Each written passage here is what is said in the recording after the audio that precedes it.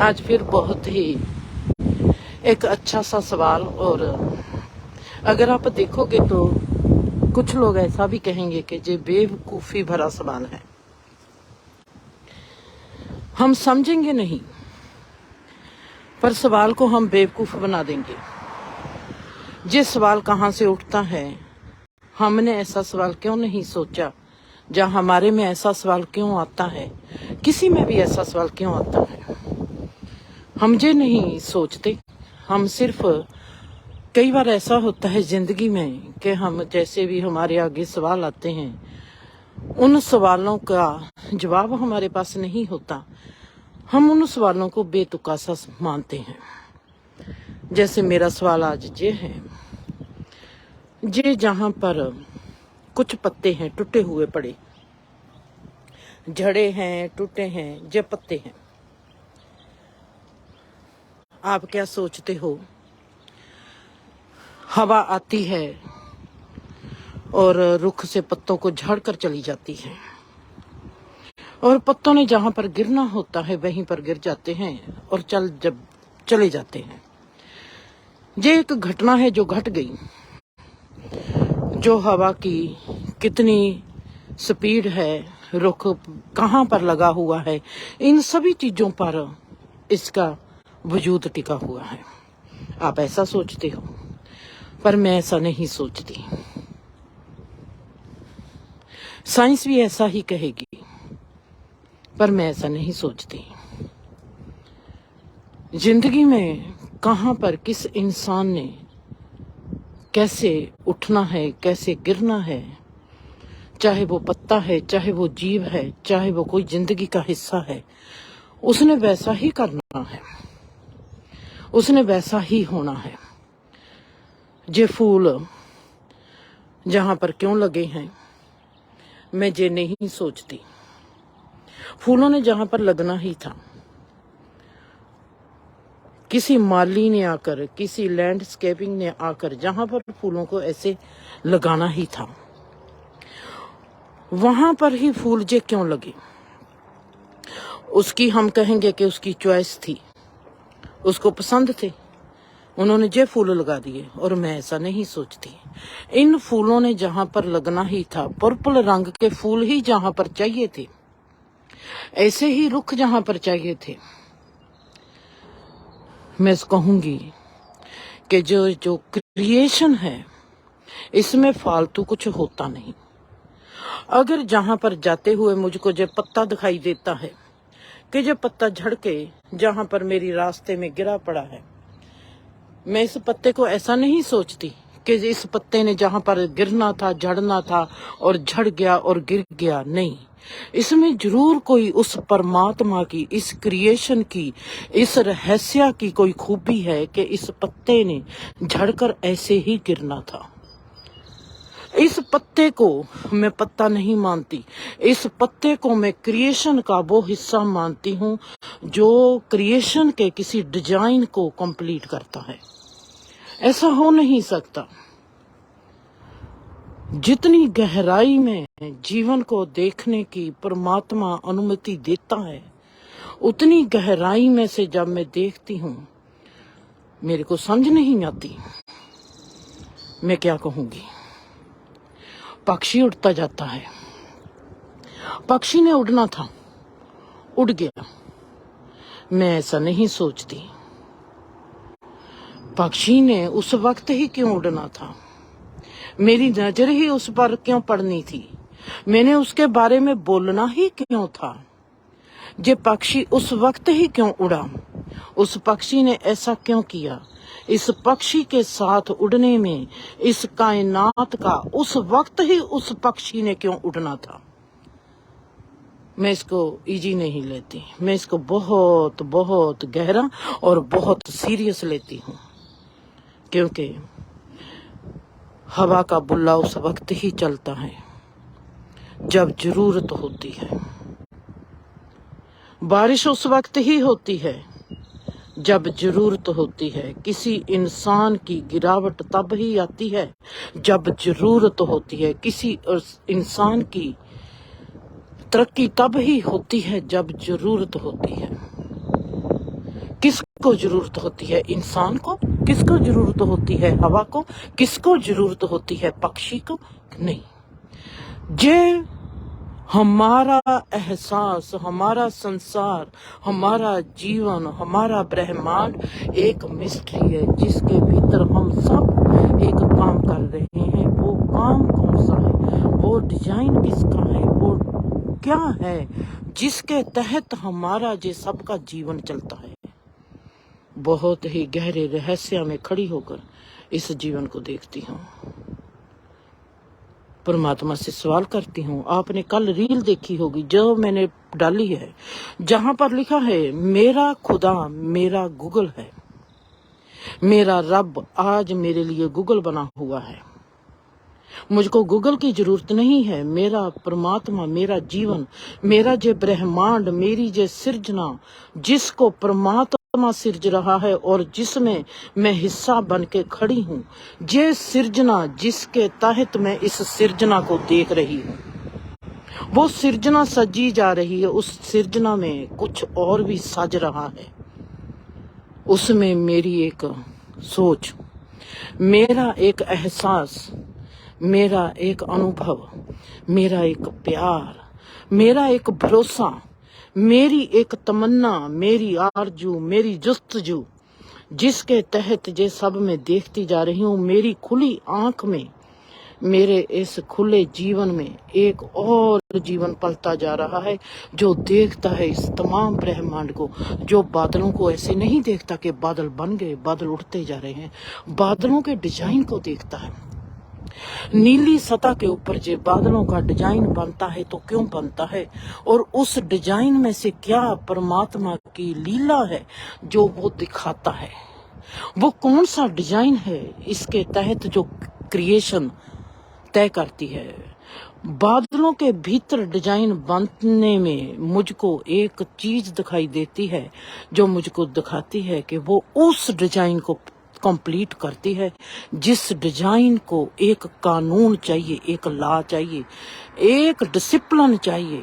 वो चीज जो डिसिप्लिन के तहत है, एक अनुशासन में चलती है, वो चीज जो एक रूल के अंडर चलती है, वो चीज जो एक कानून बनाती है, वो चीज जिसके तहत एनर्जी काम करती है, वो चीज जिसमें रूप, रंग, आकार, अनंत की सुंदरता पैदा होती है, वो चीज क्या है जिंदर, तू उसको देख। मैं रुकती हूँ, मेरी सांसें थम जाती है, मैं पीछे को मुड़कर देखती हूँ, मेरी सांसें थम गई उन बादलों को देखकर, उन बादलों के डिजाइन को देखकर। मेरी रुकती हुई सांसों में एक फिर डिजाइन बनता है, वो डिजाइन मेरे भीतर बनता है। मेरी सांसें रुकती हैं तो मेरे भीतर एक डिजाइन क्रिएट होता है। मैं देखती हूँ कि रुकती हुई सांसों में मेरी मांस मज्जा कैसे काम करती है, मांस मज्जा कैसे काम करती है, उसमें क्या होता है, उसमें कैसी तंदुरुस्ती आती है, उसमें कैसा डिजाइन बनता है, उसमें कैसा अनुभव खिलता है, और मेरी सांसें रुकती हुई में मेरा जीवन कैसे चलता है और मैं उसको कैसे देखती हूँ। परमात्मा दोनों साइडों पर मुझको एक चीज दिखाता है। अब आता है फिर मानसिक लेवल पर। मैंने कल कहा मानसिक लेवल पर हम बलशाली बनते हैं। मानसिक लेवल हमारा जितना स्ट्रांग होगा, जितना मजबूत होगा, जितना बलशाली होगा, जितना ताकतवर होगा, जितना हिम्मत वाला होगा, जितना साहस से भरा होगा, उतना ही हमारा आत्मिक जीवन निर्मल, कोमल, नाजुक, निम्रता, हलीमी पर्या होगा। आम इंसान मानसिक बल वाले की ओर चला जाएगा। मानसिक बल बहुत मजबूत दिखाई देता है क्योंकि वहां पर हमारा मन हमारी मैं को, हमारे इजनस को, हमारी होंद को, हमारे अस्तित्व को बना रहा होता है। बन रही चीज, उसकी ताकत उसका साहस, उसका बल हमको दिखाई देगा। जो चीज बन चुकी होती है उसको हमको समझना पड़ेगा कि ये चीज बनी कैसे है। हमको जो कभी नहीं दिखाई देगा कि किसी की कोमलता क्या है, हमको जो कभी दिखाई नहीं देगा कि किसी का संघर्ष क्या है, हमको जो कभी दिखाई नहीं देगा कि किसी की निम्रता क्या है। उन चीजों पर हम भरोसा नहीं कर पाएंगे। हम भरोसा करेंगे पैसे पर, हम भरोसा कभी खुदा पर नहीं कर पाएंगे। हम देखेंगे कि पैसे से चीज खरीदी जा सकती है, पैसे से हम मेहनत करेंगे, हम पैसे से एक घर बना लेंगे, हम पैसे से एक कार अच्छी खरीद लेंगे, हम पैसे से अपने बच्चों को अच्छी जगह पर पढ़ा देंगे। ये है हमारा मानसिक बल। वो मजबूत ही होना चाहिए, हमारे में ऐसा ही होना चाहिए कि मैं ये करूंगा तो मुझको मिलेगा। ये मैं है, हम मैं को मजबूत कर रहे हैं, हम अपने अस्तित्व को मजबूत करते हैं। अस्तित्व मजबूत कब होता है? पूर्ण कब होता है? जब उसमें कोमलता आ जाती है, जब उसमें हलीमी आ जाती है, जब उसमें निम्रता आ जाती है। मेरे आगे किसकी एग्जाम्पल दूंगी? रवि की ले लेती हूँ। मेरे आगे रवि गलत काम करते हैं, मैं नहीं उसको कहूंगी कि तुमने जो गलत काम किया है, मैं उसको ठेस नहीं पहुंचाऊंगी।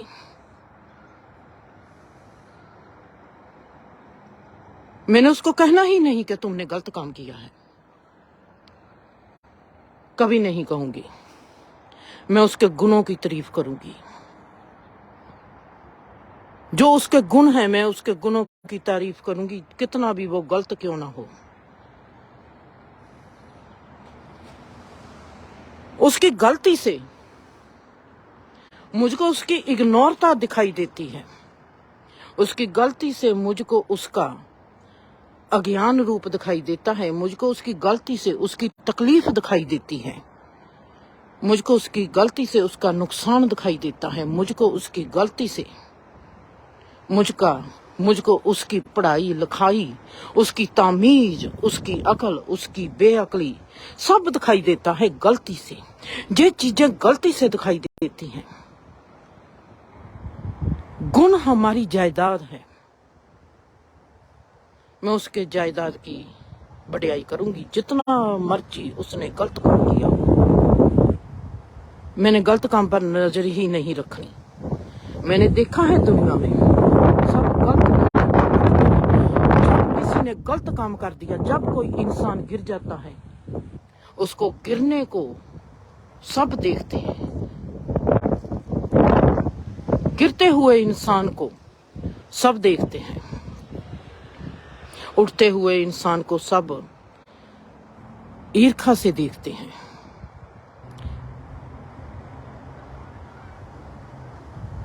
मैं कभी भी नहीं कहूंगी रवि मैंने तुमको कहा था इसे कर लो, 2 बार कहे भी दे दिया।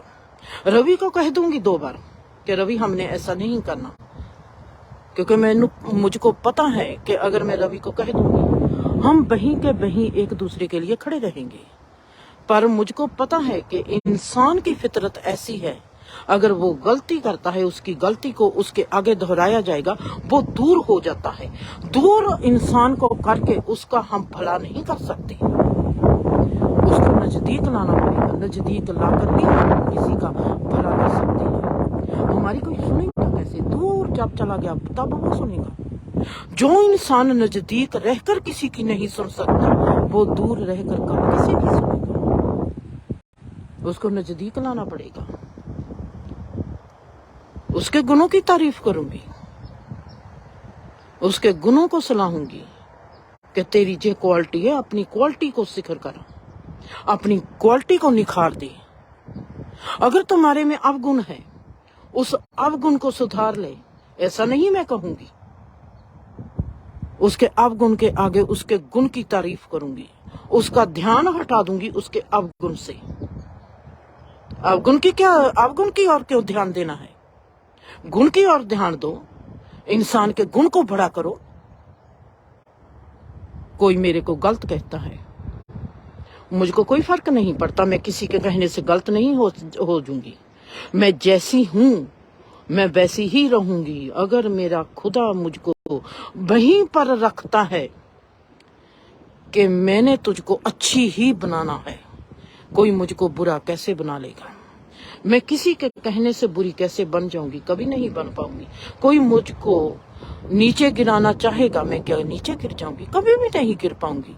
हर इंसान के साथ परमात्मा ऐसी ही तकनीक चलता है और ऐसी ही खेड़ता है।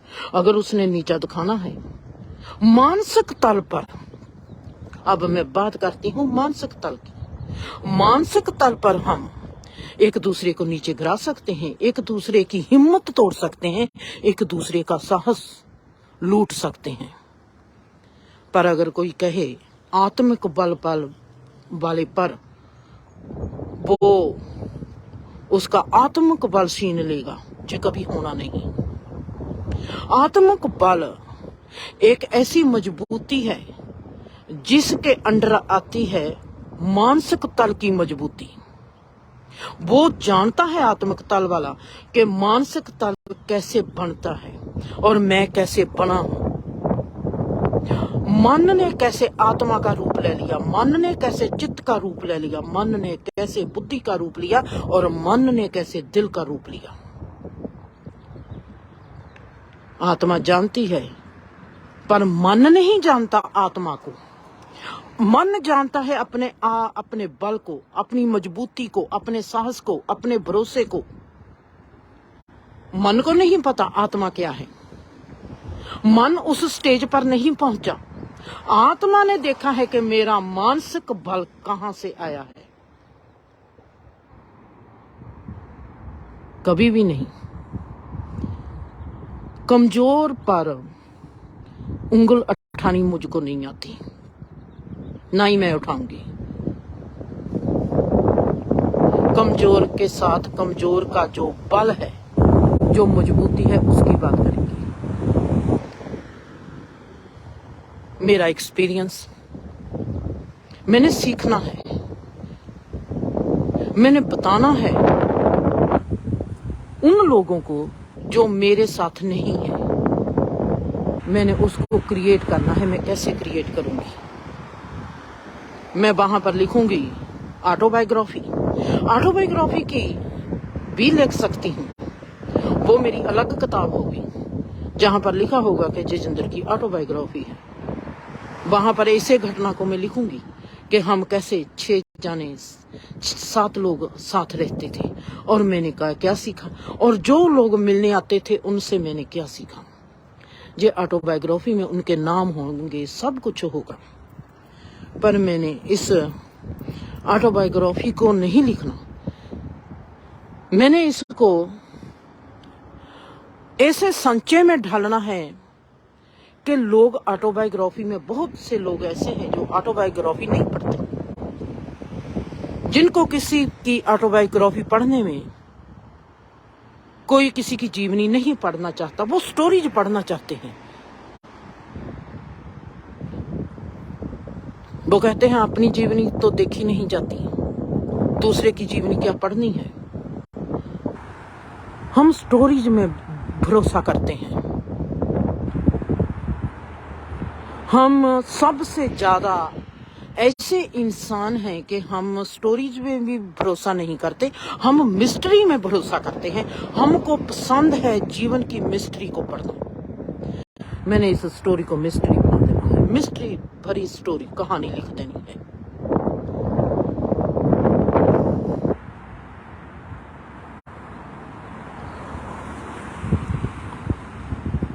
मैंने ऐसे नहीं कहना कि रवि में जे अवगुण है। रवि के अवगुणों को मैंने भार बना देना है, क्योंकि जीवन एक भार है जिसके पास अवगुण है। संभोल के रूप में अपने अनुभव को, अपनी जीवनी को मिस्ट्री में डाल देना है, क्योंकि मिस्ट्री ज्यादा लोग पढ़ेंगे। क्योंकि अगर हम देखेंगे जो घटना मेरे साथ घटती है, जो घटना आपके साथ घटती है, हमारा जीवन में कुछ भी घटता है, हमारा देखना, ये भी एक बहुत बड़ी मिस्ट्री है, हमारी आंख कैसे देख लेती है। हम मिस्ट्री में गिरे हैं, हमको हमारी नॉलेज नहीं। मेरा असर आप पर वो बहुत ज्यादा, सबसे ज्यादा पड़ेगा जब मैं मिस्ट्री को मिस्ट्री के रूप में ही आपके आगे पेश करूंगी। वेद ग्रंथ सब मिस्ट्री है, रहस्य है। हम रहस्य को पढ़ना चाहते हैं क्योंकि हम रहस्यवादी हैं, हम आत्मवादी हैं। अगर कामयाबी देनी है तो मुझको रहस्य लिखना पड़ेगा। रहस्य कैसे लिखूंगी? मैंने अवगुणों को भार बना देना है, गुणों को मैंने हीरे बना देना है।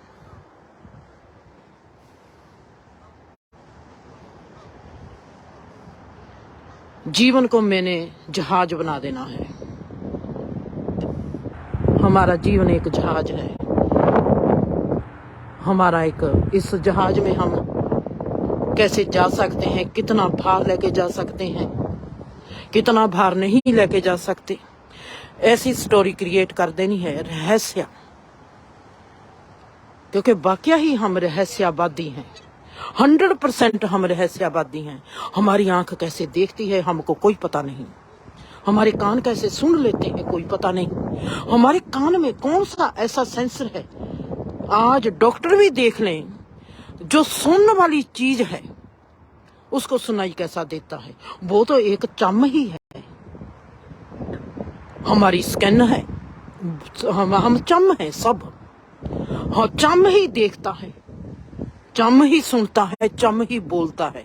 ये कैसे हो सकता है? हमारी जीव में ऐसी कौन सी चीज है, जे आवाज कहाँ से पैदा होती है, जे लफ्ज कहाँ से पैदा होते हैं, हमको नहीं पता। हमारी आंख कैसे देख लेती है, ये रूप रंग आकार कैसे बन जाते हैं, हमको नहीं पता। हमको कुछ भी नहीं पता। मैं रहस्य में खड़ी हूं, परमात्मा मेरा गूगल है, ये मेरा आज का जीवन है। उससे कहती हूं कि मुझको जे बता, मुझको जे समझा। मैं कोई किताब नहीं खोलती, मैं कोई कंप्यूटर नहीं खोलती कि मुझको जे जानकारी चाहिए। मैं वहां पर जे नहीं कहती कि मुझको जे क्वेश्चन है परमात्मा मेरा, मुझको जे गूगल से जे क्वेश्चन मिलूंगा। मुझको पता है कि गूगल में जो भी क्वेश्चन है वो लोगों के हैं। मैंने लोगों के क्वेश्चन नहीं पढ़ने, लोगों के जवाब नहीं पढ़ने, लोगों के सवाल नहीं पढ़ने। मैंने पढ़ना है इस मिस्ट्री में, जिस मिस्ट्री में मैं खड़ी हूँ। मैं उस मिस्ट्री को ही कहती हूँ मैं तेरे में खड़ी हूँ, और मुझको बता के तेरा राज क्या है, तेरी जे आंखें कैसे देखती हैं तुझको, तेरे जे कान कैसे सुनते हैं तुझको, तेरी जुबान जे बोलती है तुम्हारे लिए कैसे बोलती है, मुझको इसका रहस्य बता। ये बात मुझको गूगल नहीं बता सकता, मेरा परमात्मा जो मेरा असली गूगल है मुझको वो ही बता सकता है। और जो वो बताएगा मुझको, उससे अच्छा और कोई भी मुझको नहीं बता सकता।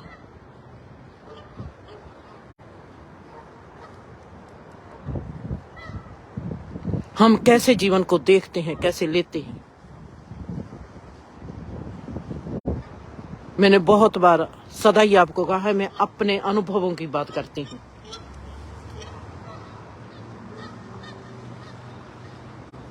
बहुत से रिश्तों से मैंने आपको सदा कहा है कि बहुत से रिश्ते मेरे से नाराज हैं।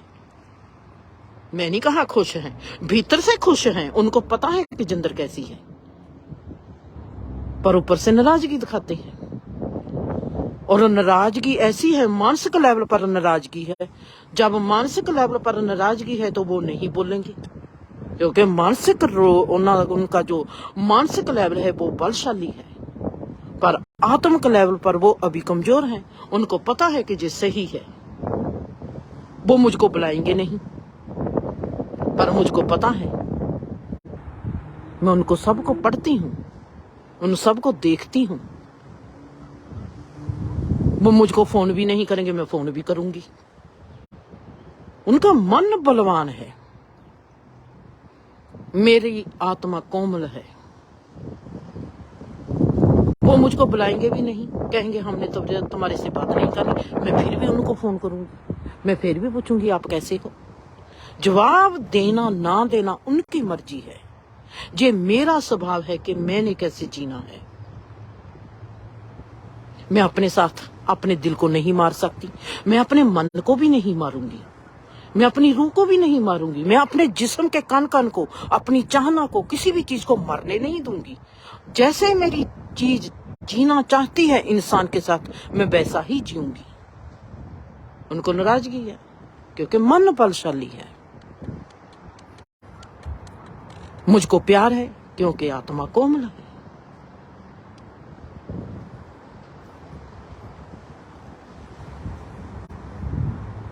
कैसे?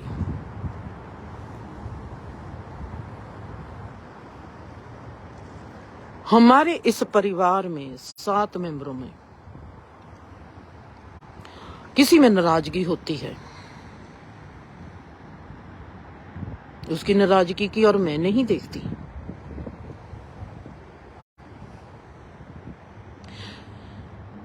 मैं उसकी नाराजगी की और देखूंगी, वक्त को खराब करूंगी। नाराजगी मानसिक लेवल की है। मानसिक लेवल आत्मिक लेवल से ऊपर नहीं हो सकता।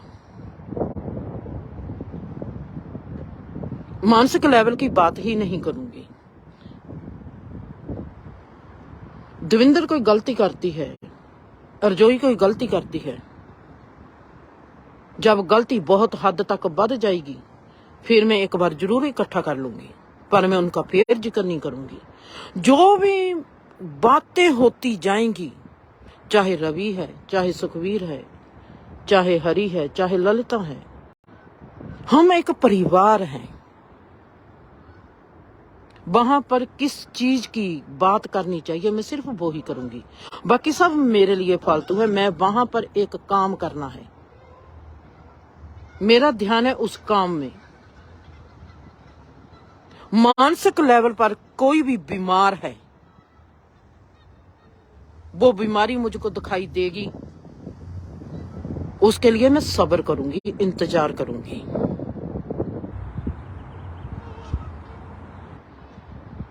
ऐसे नहीं कि वहां पर जाकर मैं कहूंगी कि जे आप क्यों करते हो, कैसे करते हो। मैं किसी से भी नाराज नहीं होंगी, बात कहूंगी पर नाराज कभी नहीं होंगी। सिखाने का तरीका क्या है? हर इंसान के साथ सिखाने का तरीका वैसे ही अलग अलग होता है जैसे इंसान को समझाने का तरीका अलग अलग होता है। हर इंसान एक मियार का नहीं होता। जब स्कूल में टीचर होते हैं, हमारी आज की पढ़ाई इतनी कमजोर क्यों है? एक क्लास में 30 बच्चे हैं, 30 बच्चों को टीचर आती है, बोल कर चली जाती है। कुछ लोग तो उसी वक्त समझ जाते हैं कि टीचर ने क्या कहा। मेरा जैसा स्टूडेंट जो बेवकूफ होगा, जिसको अभी समझ ही नहीं होगी, वो समझता है कि जो टीचर क्या कह के चली गई, मुझको तो समझ ही नहीं, मेरे को तो समझ नहीं आई। अगर वो टीचर के पास जाता है पूछने के लिए, टीचर कहता है मैंने समझा दिया, कल को बताएंगे। उसको समझाने वाला कोई नहीं होता। हर इंसान इतना व्यक्तिगत है, हर इंसान की समझ सीख इतनी व्यक्तिगत है कि वो दूसरे इंसान जैसा कभी भी नहीं हो सकता। एक इंसान के साथ 30 इंसानों के साथ एक ही ट्रीट नहीं हो सकती, कभी भी नहीं हो सकती। हर इंसान के साथ व्यवहार अलग सा होता है। मेरा व्यवहार देविंदर के साथ अलग होगा, रवि के साथ अलग होगा, अर्जोई के साथ अलग होगा। मेन मेरी बात होगी कि मैं गुणों के साथ चलूंगी, अब गुणों के साथ मैं नहीं चलूंगी। इंसान के गुण क्या है उनके साथ। अब मैंने इसकी स्टोरी बनानी है, मैंने जो सीखा है, जो मैंने देखा है।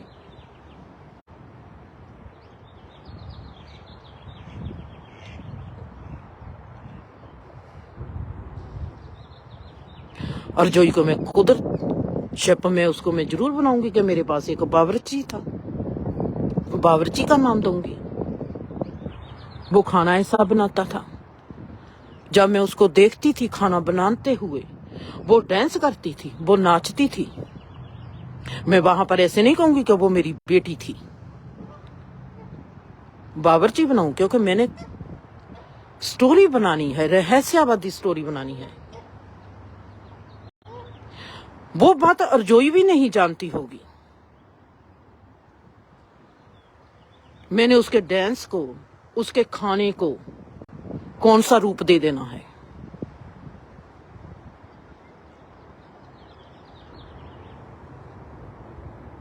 मैंने देविंदर को वहां पर एक साहूकार बनाकर खड़ा कर देना है,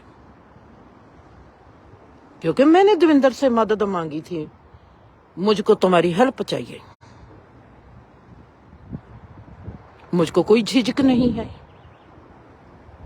हर इंसान मदद मांगता है। क्रिएशन में हम सब मदद करते हैं एक दूसरे की। मैंने बहुत लोगों की मदद की है, परमात्मा ने मेरे से बहुत मदद करवाई है। बहुत लोगों ने मेरी मदद की है, परमात्मा ने उन लोगों से मेरी मदद करवाई है। अब मैं देखूंगी देविंदर का किरदार क्या है।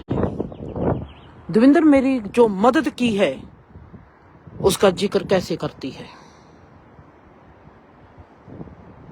वहां पर मैं स्टोरी में उसको फिर स्टोरी बना दूंगी। बड़ी ही सुंदर स्टोरी आपके आगे आएगी, बहुत सुंदर स्टोरी, जो नोट लिखकर एक बहुत बड़ी रहस्यवाद ये स्टोरी होगी मेरी। ये मेरा अनुभव है, जो जीवनी में मेरा अनुभव है, पर मैं उसको एक नॉवल बना दूंगी। हम कैसे थीस लिखते हैं, हम कैसे आगे बढ़ते हैं। अगर देविंदर ने उन चीजों का जिक्र किया जो मुझको दिखाई देता है कि उसके साथ ये होगा, मैं वहां पर वो डाल दूंगी। अगर उसने जिक्र नहीं किया, इसका मतलब है कि वो उस पूर्णे पर चली है, नेकी कर दरिया में फेंक। जहां पर मैं फिर लोगों को समझाऊंगी, 3 तरह के लोग होते हैं। मैंने स्टोरी बनानी है, लोगों को रहस्यवाद की एक बात बतानी है, और मैं उस रहस्यवाद को अपने इन कैरेक्टरों के साथ कैसे लोगों तक पहुंचाऊंगी जो मुझको दिखाई देता है। अगर एक इंसान के थप्पड़ लगाता है, गाली निकालता है, अर्जोई ने एग्जाम्पल है, अर्जोई ने दीप को गाली दे दी और दीप ने उसके थप्पड़ लगा दिया। ये है एक रिएक्शन जो इंस्टेंट चीज होती है, रहस्य में लेके जाएगी। परमात्मा कहता है जहां से बलबला उठा और वहीं समाप्त हो गया। अगर दीप रह थप्पड़ ना लगाती, फिर दीप को क्या करना चाहिए था? दीप कहती है कोई बात नहीं, इसने गाली निकाली है, वक्त इसको देख लेगा। उस चीज पर दीप ने रिएक्शन नहीं किया, गाली पर। इसका अब रहस्य और खुलेगा आगे, मैं फिर आपको लेके जाऊंगी। क्रिएशन कैसे काम करती है, जो रहस्यवादी जीवन है, जो कैसे काम करता है।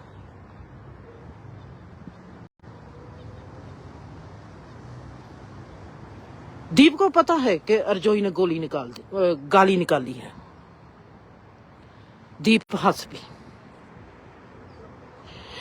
एक तो दीप ने रिएक्शन कर दिया मानसिक लेवल पर, एक उसने वक्त पर छोड़ दिया आत्मिक लेवल पर, एक उसने मुस्कुराहट फेंक दी अस्तित्व के लेवल पर। थप्पड़ मार दिया मानसिक लेवल पर वाला चांटा ही लगाएगा। मेरे को गाली दी, चांटा मारा जोर से। आत्मिक लेवल वाला वक्त पर छोड़ देगा, कह देगा मेरे से माफ, बस। अस्तित्व वाला हंसेगा, एक स्माइल आएगी। जे भी क्रिएशन में होना था हो गया, उसका उस गाली पर कोई असर नहीं होगा। जहां पर आती हूं दूसरी, जे रहस्य है। इन रहस्य के पीछे क्या है? मानसिक लेवल ने थप्पड़ से ही मजबूत होना था, आत्मिक लेवल ने वक्त पर छोड़ के ही मजबूत होना था, अस्तित्व ने एक मुस्कुराहट से ही मजबूत होना था। कैसे? इसमें फिर रहस्य, क्योंकि हम रहस्यवादी हैं। अब मैं एग्जाम्पल वहां पर फिर दूंगी। जे एग्जाम्पल है, इसको एग्जाम्पल मानना। मैंने रवि से हेल्प मांगी, रवि ने कहा मैं हेल्प करता हूं मां तुम्हारी। तो मां नहीं कहना, जहां पर हम अनजाने हैं, हम एक दूसरे को जानते हैं। मैंने हेल्प मांगी रवि से। चलो मैं रवि का पत्ता काटती हूँ, जहां पर मैंने रूपा से हेल्प मांगी, क्योंकि मेरे को आसान होगा समझाना। मैंने रूपा से हेल्प मांगी, रूपा मुझको मदद चाहिए अब तुम्हारी। रूपा ने मेरी मदद कर दी।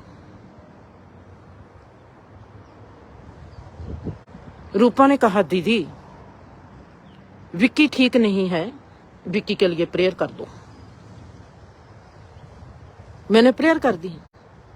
मैंने उसको कहा कि इतने दान के लिए पैसे तेरे को देने पड़ेंगे। मैंने प्रेयर की है, प्रेयर के साथ दान जरूर करना होता है, और तेरे को जे दान करना पड़ेगा। रूपा ने मेरे को $1300 दे दिया, $1500 दे दिया, $5000 दे दिया। जितना भी मैंने कहा कि किसी का घर बसना चाहिए, उसने उतना पैसा दान में कर दिया। मैंने कहा ये बात आगे नहीं जानी चाहिए।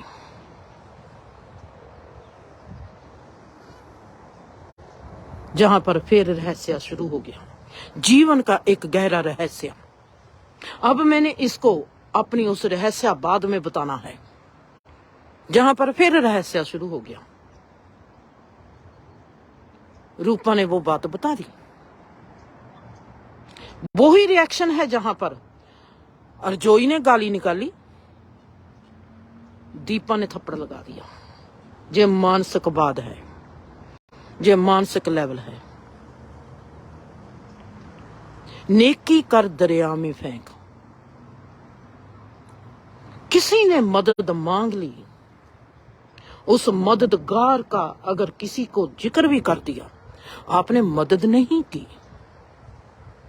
प्रेयर का जो आपने दान कर दिया, अगर आपने दान बता दिया, आप फिर जीरो पर आ गए। जिसके लिए आपने वो काम किया था, उसका फल आपको कभी नहीं मिलेगा। आप जीरो से फिर आ गए। आपने अपना नुकसान कर लिया, वक्त का नुकसान कर दिया, पैसे का नुकसान कर लिया, इंसान का नुकसान कर दिया। मुसीबत वहीं पर वहीं आ जाएगी रूपा को।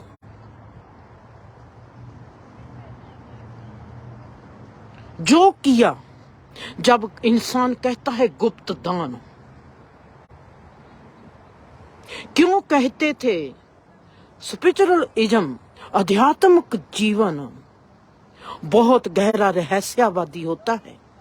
इसको जितना छुपाओगे उतना बढ़ेगा, फूलेगा।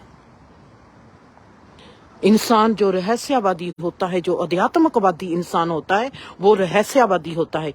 वो अपनी बात का अपना रिएक्शन, उसमें रिएक्शन आता नहीं। रिएक्शन आता है मानसिक लेवल पर। जितना आप में रिएक्शन भरा है मानसिक लेवल पर हो, चाहे आप कहो कि ओ हमने अपने धर्म के लिए जे क्या किया है, जा कहो कि हमने अपने बच्चों के लिए किया है, जा कहो कि हमने जे अपने मुल्क के लिए किया है, जो भी रिएक्शन है जीवन के, वो सब के सब हमारे मानसिक लेवल के हैं।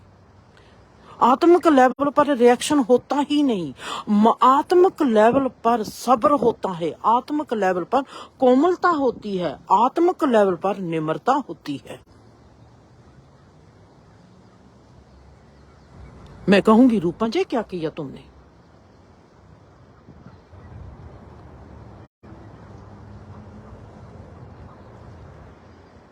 वक्त भी गया, पैसा भी गया, एक जुबान के कारण। जीरो पर फिर खड़े हो गए। रूपा कहेगी मेरा तो वहीं का वहीं सब कुछ रह गया। मेरे को कहेगी कि दीदी तू झूठी है। दीदी का कहना नहीं माना। मानना ना मानना रूपा की मर्जी है, पर कहना नहीं मानना। कोई भी इंसान अपनी कीती पर ब्लेम नहीं लेता। जब हम ब्लेम गेम खेलते हैं, ये भी मानसिकवाद है। वो भी मानसिक लेवल पर जो मजबूत इंसान है वो ही ब्लेम गेम खेलेगा। उसका मानसिक लेवल इतना मजबूत है, वो कहेगा मेरे में दोष ही नहीं, वो दोष भी दूसरे में निकाल देगा। अब इस रहस्य को के मानसिकवाद इतना मजबूत होता है, इंसान को वो कैसे रहस्य में लेके जाता है और कैसे वो 84 लाख के गेड़ में डालता है और कैसे वो दुख तकलीफ में इंसान से कर्म कराता चला जाता है। जहां पर फिर स्टोरी बनेगी कि कोई इंसान था, एक बच्चा था 5 साल का। 5 साल का बच्चा था, जब 5 साल की अकल थी।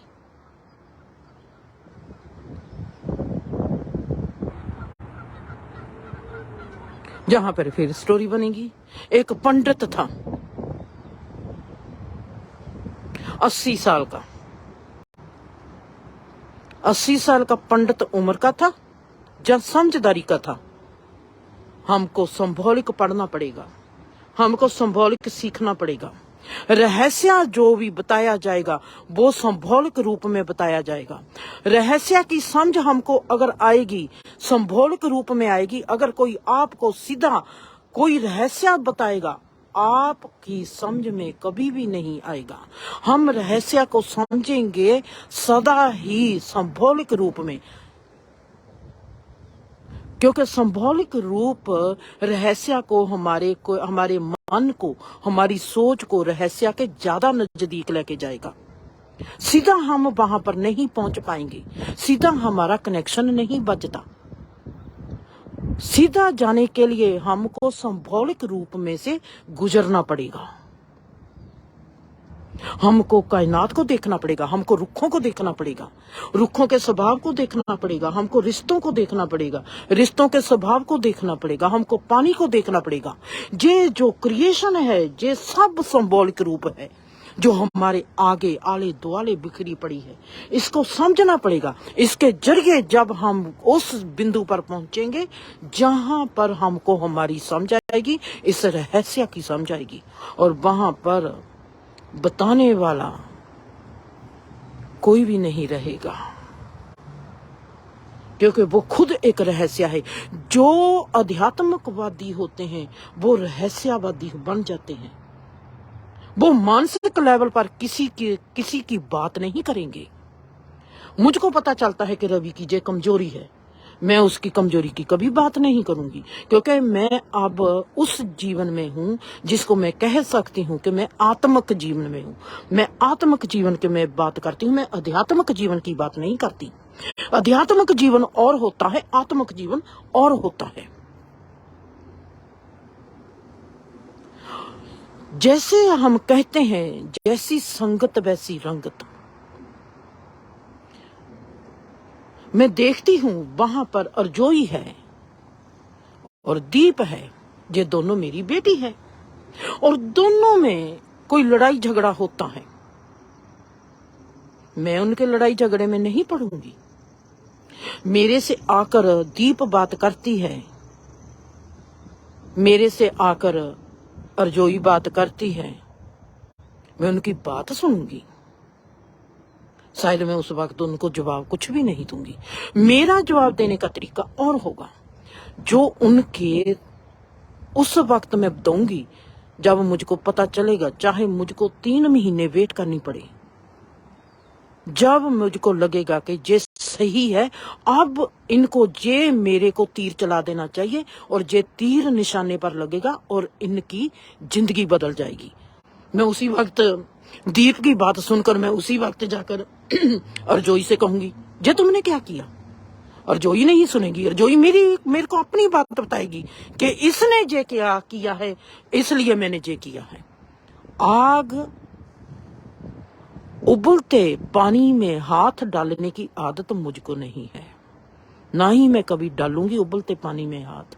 चाहे उबलता पानी हो, चाहे उबलते हुए मान हो, चाहे कोई गुस्से में है, चाहे कोई नफरत में है, चाहे कोई बेवकूफी में है। कोई बेवकूफी खिलाता है, मैं नहीं उसमें डालूंगी हाथ, मैं इंतजार करूंगी।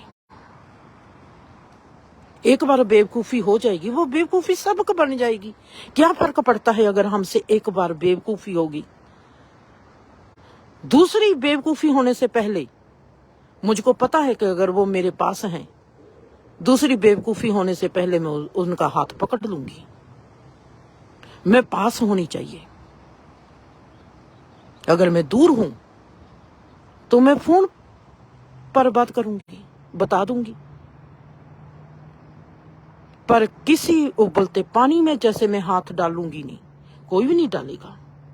वैसे ही कोई आग बबूला है, कोई क्रोध में है, कोई किसी के साथ ऊंची आवाज में बात करता है, मैं उसमें हाथ नहीं, कभी भी नहीं डालूंगी। अपने आत्मिक लेवल को मैं किसी के मानसिक लेवल पर कभी जाने नहीं दूंगी, ना ही जाएगा। अगर कोई मानसिक लेवल पर गलती करता है, उसका मानसिक लेवल जब शांत हो जाता है, मैं तब बात करूंगी। जीवन थोड़े खत्म होने वाला है। स्टोरी में रहस्य क्या होता है, जब उसके हम वो चीज कहां से पैदा होती है, कैसे पैदा होती है। नुकसान जब कोई करता है, वो सोचता है कि दूसरे का नुकसान कर लिया, दूसरे के करैक्टर का, दूसरे की चीज का नुकसान कर लिया। कोई कभी किसी का नुकसान नहीं कर पाता, वो दूसरे का करैक्टर बनाता है। जैसे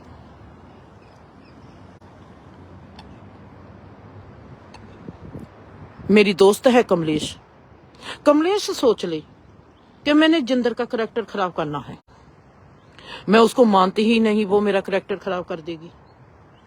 वो मेरा करैक्टर बना रही है, मेरे को गलत बात कह के मेरे पर वो इल्जाम लगाती है। उस इल्जाम से मेरा क्या होगा? मैं तो जैसी हूं मैं तो वैसी ही रहूंगी। मेरे को एक चीज की समझ वो दे रही है कि इंसान मेरे लिए ऐसा भी सोच सकता है, और मैं अपना करैक्टर बनाने में लग जाऊंगी कि आज मेरे को कमलेश ने ऐसी बात कही है, मेरे को ऐसा इल्जाम दिया है, कल को कोई और भी देगा। मुझको जहां पर क्या करना चाहिए कि ये इल्जाम मेरे पर ना आए। मेरा करैक्टर बना रही है मेरे को इल्जाम देके। मेरी कहीं ना कहीं पर एक ईंट कमजोर है, जो उसको दिखाई देती है कि वो तिड़क जाएगी, चाहे वो अपनी ईंट से ही देखती है, पर उसने मेरी ओर क्यों देखा? उसने मेरे और मेरे ध्यान को मेरी ओर और गहरा कर दिया, और मैं अपनी इमारत को देखने लग पड़ी। कहीं सच में ही कोई ईंट कमजोर तो नहीं है। मैं एक बार देख लूं, मैं मायना कर लूं, मैं मायना करूंगी, मैं गुस्सा नहीं करूंगी, मायना करके हट जूंगी। मेरे को दिखाई दे गया कि नहीं, ईंट मेरी मजबूत है, ये कमलेश की गलती है। गुस्सा करने से क्या होगा? गुस्सा करने से ना तो उसकी नीति चेंज होगी, ना मेरा करैक्टर चेंज होगा। उसने गुस्सा करना है, गुस्सा करे, मेरी अपनी नीति है, मैं अपनी नीति निभाऊंगी।